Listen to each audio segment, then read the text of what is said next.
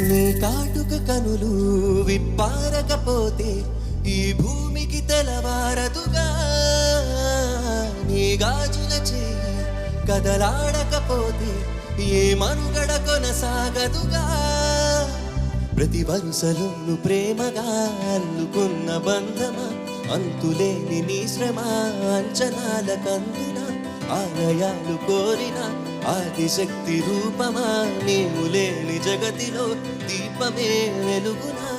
నీదగులాలనలో ప్రియమగు పాలనలో ప్రతి ఒక్క మగవాడు పసివాడేగా.